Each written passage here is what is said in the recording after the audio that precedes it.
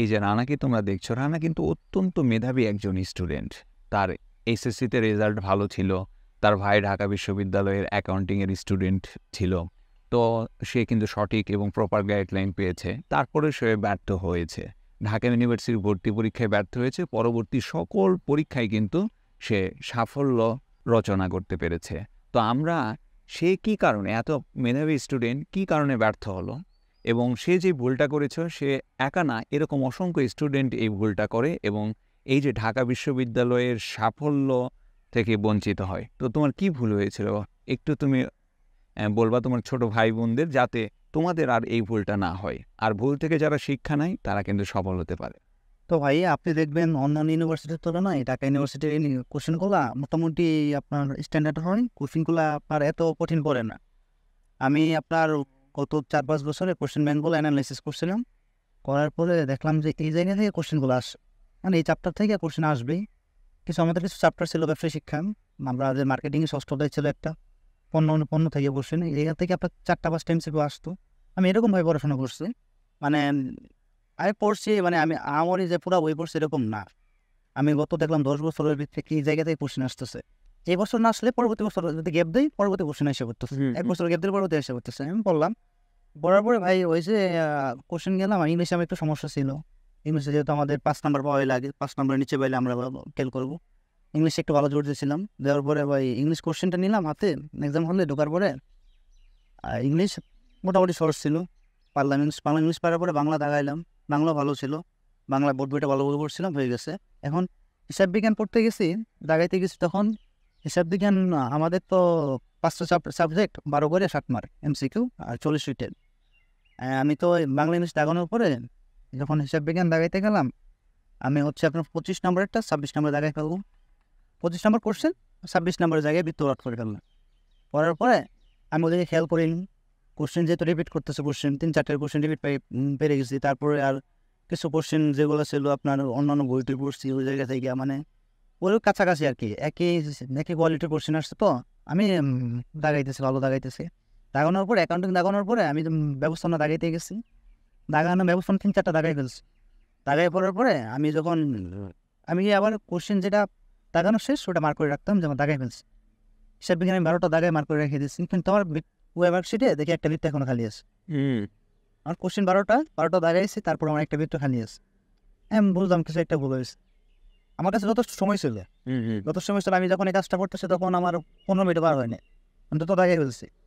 আমার টার্গেট ছিল এরকম, এমসিকিউগুলো যদি আমি 45 মিনিটের জায়গায় যদি আমি 35 মিনিট শেষ করতে পারি, 10 মিনিট হাতে থাকবো। আমার 10 মিনিট রিটেনে ভালো করে লিখলে ভালো একটা মার্ক পাওয়া যাবে। এই জন্য যেহেতু অনেক লেখা, এত লেখা ওই 45 মিনিট লেখা সম্ভব না। তো আমি হিসাব বিজ্ঞান দেখি আমি 25 নম্বরটা 26 নম্বরে দাগাই ফেলছি।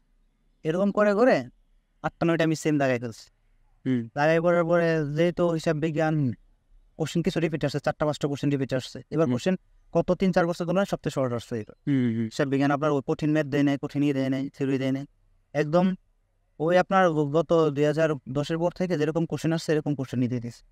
কেউ যদি আপনার কোশ্চেন ব্যাংকটা সলভ করতো, সে আপনার 12টার ভিতরে 10টা ইজিলি পারত, এরকম কোশ্চেন ছিল।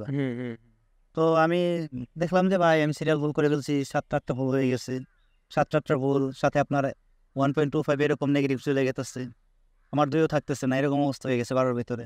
ওখানে হিসাব বিজ্ঞান নিয়ে কনফিডেন্স ছিলাম যে আমি অন্যগুলো খারাপ করলে হিসাব বিজ্ঞানে ভালো করবে, এরকম অবস্থা দেখার পরে আমি আর মাথা কাজ করতেছে না, হাত চলতেছে না, ঘামতেছে, প্রচুর ঘামতেছে। স্যারে বললাম স্যার একটু সিট দেওয়া যায় কিনা।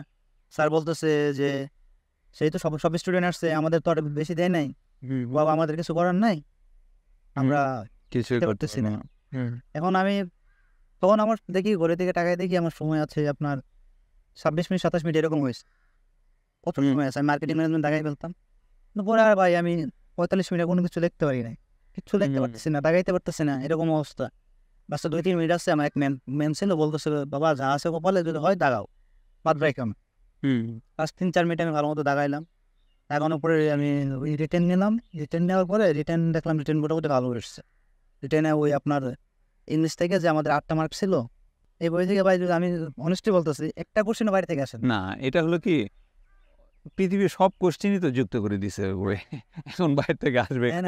আমি দেখছি মাস্টার বইটা পড়ছিলাম, পড়ার পরে দেখি যে 8 নাম্বার কমন পড়ে গেছে, সেফ বিজ্ঞান ভালো হয়ে গেছে, মার্কেটিং ম্যানেজমেন্ট ভালো হয়ে গেছে, বাট পরীক্ষার হল থেকে বেরোয় বুঝছি ভাই আর হবে না ভাই, আমার যে হবে না ভাই আমি বুঝে ফেলছি। বাসায় গেছি, বাসায় যাওয়ার পরে ভাই বললো, দেখা হচ্ছে ভাই কেন্দ্রে গেছিল আমার সাথে, বলতেছে কেমন হয়েছে, আমি বললাম ভাই মোটামুটি হয়েছে, না হওয়ার সম্ভাবনা গেছে। বাসায় গেলাম, বাসায় যাওয়ার পরে তো ভাই 3-4 ঘন্টা ওয়াশরুমে গেছি, কোনোরকম বের হওয়া সম্ভব না ভাই, কোনোভাবে বের হতে পারতেছি না, মানে নিজের আমি নিজে পারলাম না ভাই, মানে আমার নিজের যে বিশেষ করে পারলাম না, যে ওর যে আক্ষেপ, যে পারলাম না ভাই, এই যে আক্ষেপের মধ্যে তার দীর্ঘদিনের একটা সাধনা একদম ধূলিসাৎ হতে আমরা দেখেছি। ঢাকা ইউনিভার্সিটি এমন একটা জায়গা যেখানে ভর্তি পরীক্ষার সুযোগ মাত্র একবার। এই একবার যদি কোনো কারণে তোমার ভুল হয়ে যায়, অনুপস্থিত থাকো, কেউ অসুস্থ হয়ে যায়, অ্যাক্সিডেন্ট হোক, যাই হোক না কেন, পরবর্তীতে পরীক্ষা দেওয়ার আর কোনো সুযোগ নাই। তো ওই যে পারলাম না ভাই, সে ব্যর্থ হয়ে গেল। কিন্তু ঢাকা ইউনিভার্সিটিতে ব্যর্থ হয়েছে।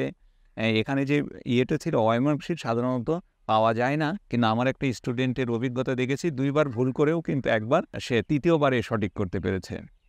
তো তার ভাগ্য ছিল, একটা অলৌকিক ঘটনা ঘটেছে যে শিক্ষক তাকে 2 বার দিয়েছিল, 3য় ওএমআর শিটে সঠিক করতে পেরেছিল। কিন্তু এটা 99% যেই ঘটনা ঘটে আর ওএমআর শিট পাওয়া যায় না, অনুপস্থিত স্টুডেন্ট থাকে না সাধারণত, এবং থাকলেও কিন্তু শিক্ষকরা দিতে চায় না পরবর্তীতে যদি 15 মিনিট পরে আসে। আর বেশিরভাগ ক্ষেত্রে শুরুতেই এই ভুলগুলো কিন্তু হয়ে যায়, বৃত্ত ভরাটের ভুল। আর বৃত্ত ভরাটের ক্ষেত্রে এটা কিন্তু আমি শেখাই, ও সি ইউনিটের ছিল, আমার স্টুডেন্ট ছিল না। আমার যারা বি ইউনিটের স্টুডেন্ট তাদেরকে আমি পরীক্ষা দেওয়ার কৌশলও কিন্তু শিখিয়ে দেই, যে পরীক্ষার কোন সময়টায় ভুল হয় বেশি। কারণ কি, তুমি মনে করছো এরকম ভুলও হয়, হ্যাঁ ভাই এরকমও ভুল হয়, ও তো জানতো না এই ভুলটা কখনো তার হবে, তুমিও জানছো না হবে। কিন্তু এই যে একটা তোমার চাপ, যে যত বেশি পড়ে তার চাপটা তত বেশি থাকে। সে মনে করে এই কাঙ্ক্ষিত ঢাকা বিশ্ববিদ্যালয়ের পরীক্ষা, আগের দিন ঘুমোতে পারে না, ঢাকা ইউনিভার্সিটির নতুন পরিবেশে পরীক্ষা দিতে আসে, অজস্র গার্ডিয়ান, অজস্র স্টুডেন্ট, সব কিছু দেখে একটু অন্যরকম ফিল করে। আর পরীক্ষার হলে যে এই কাঙ্ক্ষিত পরীক্ষা, 1 ঘন্টা আমার মাথা ঠান্ডা রাখতে হবে, এই চিন্তা করতে গিয়ে কিন্তু স্টুডেন্টরা ভুল করে ফেলে। আরেকটা যেটা ভুল হয়েছে, ও যেহেতু ভালো স্টুডেন্ট, ওর ক্ষেত্রে কি, যখন দেখেছে কোশ্চিন অনেক সহজ, তখন কিন্তু সে মনে হচ্ছে ও মাই গড, কাঙ্ক্ষিত সেই পরীক্ষায় আমার কোশ্চিনগুলো কমন এসছে, দ্রুত বৃত্ত ভরাট করতে যায়। এক্ষেত্রে ভালো স্টুডেন্টরাই যে ভুলটা করে, দ্রুত বৃত্ত ভরাট করতে গিয়ে ভুল বৃত্ত ভরাট করে, 15 নাম্বার প্রশ্নের উত্তর করতে গিয়ে 16 নাম্বারের বৃত্ত ভরাট করে, বাংলার অ্যান্সার করছে, ইংলিশের বৃত্ত ভরাট করছে। এগুলো কিন্তু অহরহ হয়। এটার জন্য তোমাকে বেশি বেশি তোমাকে মডেল টেস্ট দিতে হবে, এই জিনিসটা তোমাকে কিন্তু খেয়াল রাখতে হবে।